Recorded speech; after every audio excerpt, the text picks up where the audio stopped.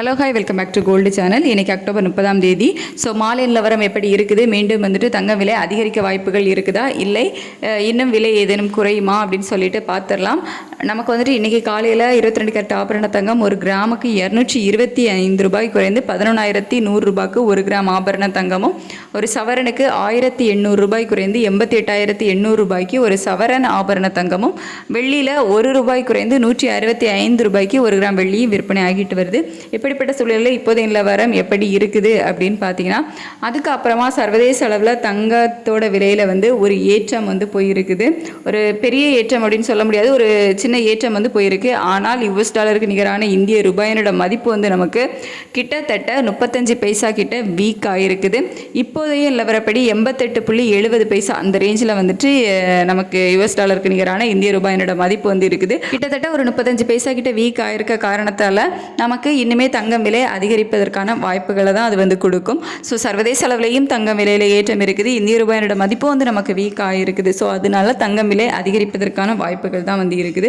So எவ்வளோ ரூபாய் வரைக்கும் விலை அதிகரிப்பதற்கான வாய்ப்புகள் இருக்குது அப்படின்னு பார்த்தீங்கன்னா, இப்போதைய நிலவரப்படி ஒரு 80 ரூபாயிலிருந்து 150 ரூபாய் வரைக்குமே விலை அதிகரிப்பதற்கான வாய்ப்புகள் தான் இருக்குது.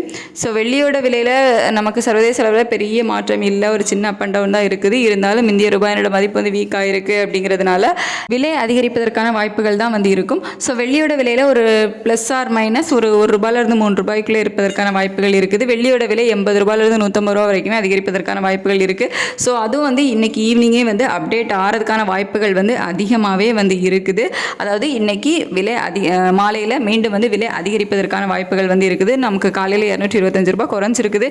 ஸோ மீண்டும் மாலையில் விலை அதிகரிப்பதற்கான வாய்ப்புகள் தான் இருக்குது. ஸோ எந்த மாதிரி அப்டேட் பண்ணுறாங்க அப்படின்னு பார்த்துட்டு ஏதாவது மாற்றம் இருந்துச்சு அப்படின்னா நான் உங்களுக்கு வீடியோவில் தெரியப்படுத்துகிறேன். இப்போதைக்கு சர்வதேச அளவில் தங்கம் விலை ஏற்றத்தில் தான் இருக்குது. இந்திய ரூபாயினோட மதிப்பும் நமக்கு வீக்காக தான் இருக்குது. அதே மாதிரி நேற்றுக்கு அமெரிக்காவில் நடந்த ஃபெட் மீட்டிங்கில் நமக்கு ரேட் கட் அனௌன்ஸ் பண்ணியிருக்காங்க. 0.25 ரேட் கட் அனௌன்ஸ் பண்ணியிருக்காங்க. ஸோ ரேட் கட் வந்தால் நமக்கு கோல்டோட ரேட் இன்க்ரீஸ் ஆகும் அப்படிங்கிற மாதிரி தான் சொன்னாங்க. ஸோ அது மார்க்கெட் எப்படி ரியாக்ட் ஆகுது அப்படிங்கிறத பொறுத்து தான் சொல்ல முடியும்.